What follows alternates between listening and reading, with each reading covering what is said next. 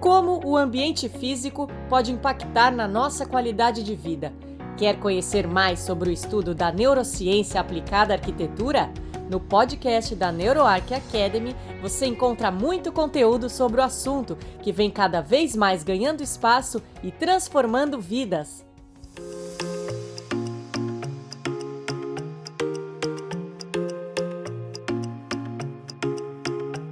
Olá, eu sou Maria Claudia Faro, eu sou embaixadora da NEUROARQ e hoje eu vou falar com o Julio Bermudez, que é um cientista, originalmente ele é argentino, mas ele mora nos Estados Unidos, realiza pesquisas lá e ele estuda a relação entre arquitetura e espiritualidade.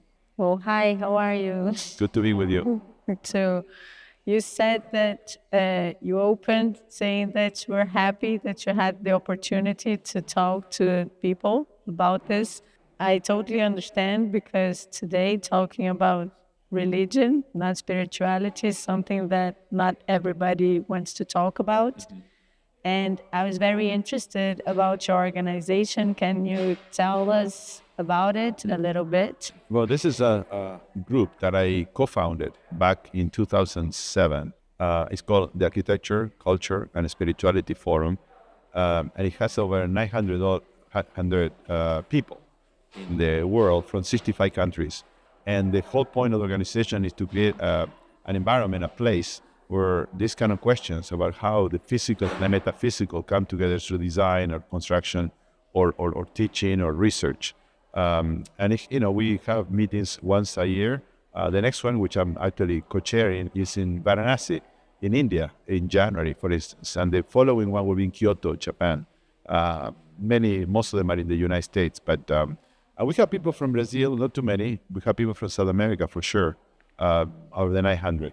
And how can we get into the organization? How can people participate? Oh, it's free. It's free. It's free? It's free. You can become a member for free. You can go to the website. Basically, all the information is acsforum.org. If you enter that, you Great. Go there. I'll be there. Yeah. No, it's free. I mean, it's in English. That's the only part. But everything is otherwise is open. We were talking about how human beings, they somehow all the cultures turn to spirituality, and that how I think the first architecture that is registered is always like religious, right? Spiritual. And in my studies, I study this a bit. It seems like we have a place in the brain for God. They call the place for God. Is that right? Mm-hmm. And that prayer gets us all in the same state of mind. Mm-hmm. And I wonder, is there a place in the brain for spiritual architecture? Well, we know there is a place in the brain that is for place, to find yourself in a particular location. We know that. Actually, it's an architect that found this. It's a very place located very clearly in the brain. So I don't remember exactly the name because it's a particular location. But certainly, experiencing architecture, certain architecture, will certainly produce an activation of part of the brain, different parts of the brain. The brain is so continuously active, right? When you face a particular type of architecture, religious architecture, that has certain conditions that you are a believer of that faith, your experience will activate parts of the brain that relate to, let's say, thought or visuals or motor activity or emotions.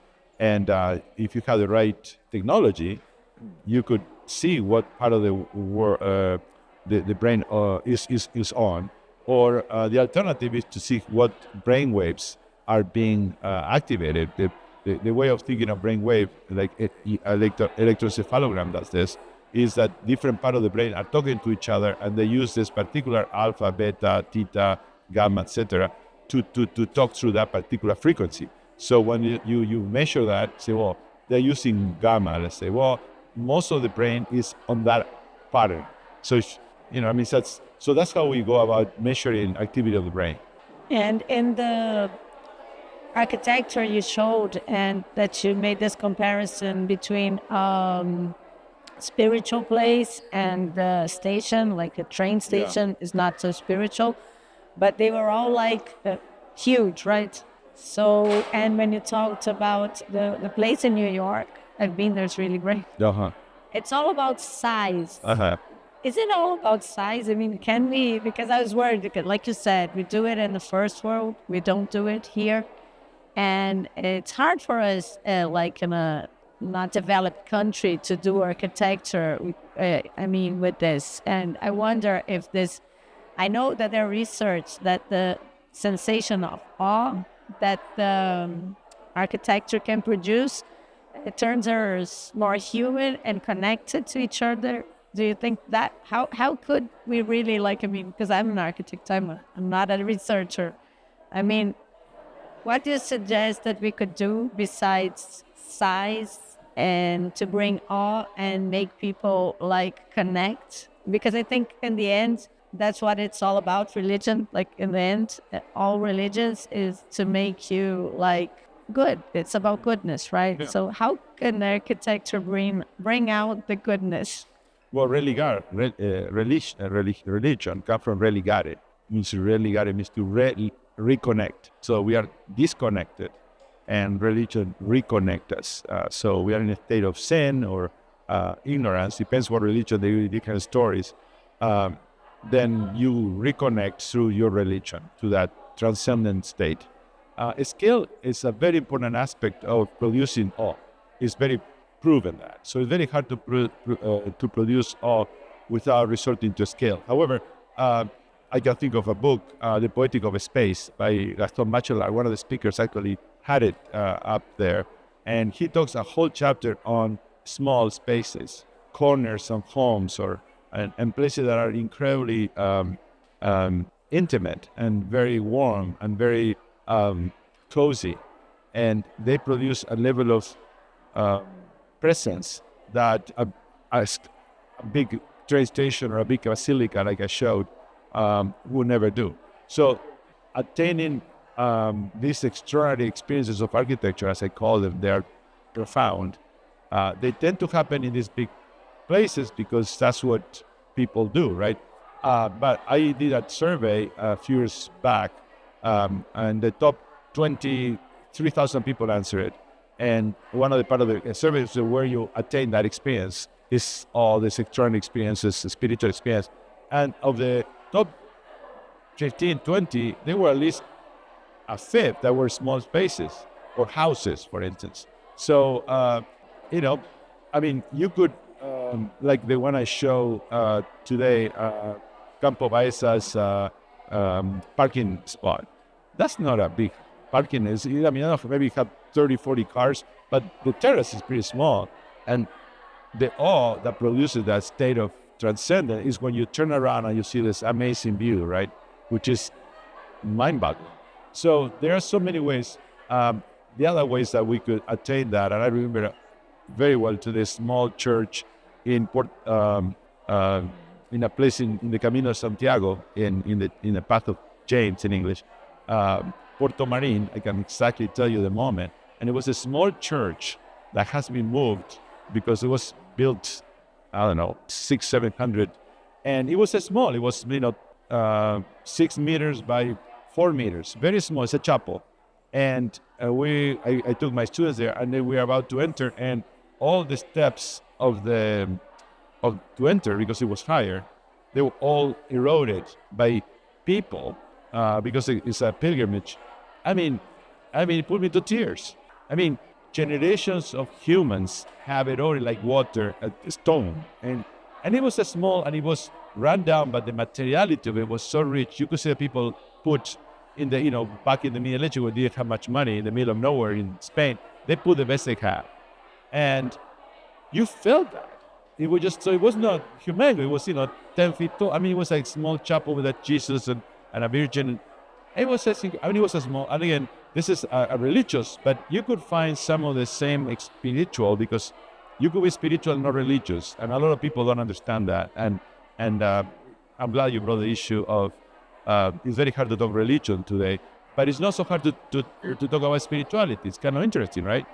Because we live more in secular society, so it's okay to talk about spirituality, but not to talk about religion, because then we get into a political or whatever, ideological. But then what are you talking about? So when you talk about spirituality, you talk about some transcendent quality, whether it comes from the Catholics or Christians or the Jews or the Islam or the Hindus or whatever, right? How you attain that level, to me, that's what spirituality is all about. And it could be attained through aesthetics. That's a beautiful thing. It could be attained by a functional activity that you help people with. Maybe it's a shelter that people can sleep tonight and suddenly you're protected. It's an act of spiritual giving, right? And then the other one could be by just abstaining, just create spaces that challenge conventional consumption today, which is destroying the planet, right? So if you create architecture that somehow make people stop and consuming or wonder will stop you anything, right? Yeah, wonder. I love it. Yeah, that's what we're trying to say. Do you know there's this church in the U.S. that it's kind of tiny, it's in the middle of nature, and it seems it's one of the most visited architecture places? I don't. I hadn't the time to prepare, but there is this church, and it's not very big. Where is it? In the States. It's a big Let's country. look it up. Yeah, I know. Okay, you owe me that one. That's a big deal. So no, it's a big deal because it seems it's one of the most visited places in architecture. I would love to know where is that? Oh, it's not hard to find. Okay. Is it small or semi? It's not very big. I mean, it's like it's private. Oh, private. It was commissioned by a private. It's not like it's in a. And it still is allowed to go and people can go. Like the visitation, like falling water, like something like that. That's great. And I wonder, have you been to Nehemiah's cathedral in Brasilia? Because Nehemiah. Yes, I've been to that. Nehemiah, historically, he's an atheist. Atheist, yeah. And I particularly think it's amazing. Can you say something about it? Yeah, I was very young. I went there in 1977, so you have a sense how far the time, and it was powerful. I knew of the building because I was studying architecture. I just started architecture, and I was playing volleyball, and we went there. And one of the first things I escaped my team, and I went to see it, and I did a drawing. Very powerful place, and it's an icon, right? It's more its experience, which is what in the end matters. But it's also an icon that represents Brazil. I mean, it's one of the most iconic things in Brazil. And that's very hard to do. But that he was atheist is interesting because some other people are atheists or close to atheists, agnostic for sure, like Corbusier. And he produced amazing, like Ronchamp, right? I mean, so you could say these people were spiritual. One of the people that, I don't know how we with time, but one of the people that was mentioned today, in Michael Benedict, the older lady that spoke, Michael Benedict, he was a good friend of mine. He just passed away 3 months ago, and he put the book that she quoted was Beyond Experience. Well, he was a Jewish, but he confessed to be an atheist. But he was one of the most spiritual people I ever met. And if you read the book, for instance, or he wrote another one, God is a good we do. The argument was about architecture. He was atheist. Yeah, it's amazing. It's not about, We can talk later because now we have to end. Okay. So it was a pleasure talking to you. And you want to do some research in Brazil, Nehemiah's place? I think I would love to do that. We have to talk about maybe what do we need to do that? We can reach about technology. We can fly the technology. We can fly the technology. We just have to be a little bit of support here. We could talk about that, certainly. Let's talk about that. I think it's a very important subject. Yeah. Thank you so much. Thank you. Thank you. Então, gente, foi isso. A gente conversou aqui sobre arquitetura, espiritualidade e como talvez ter uma arquitetura espiritual presente nas nossas vidas talvez traga um mundo melhor. É isso. Obrigada.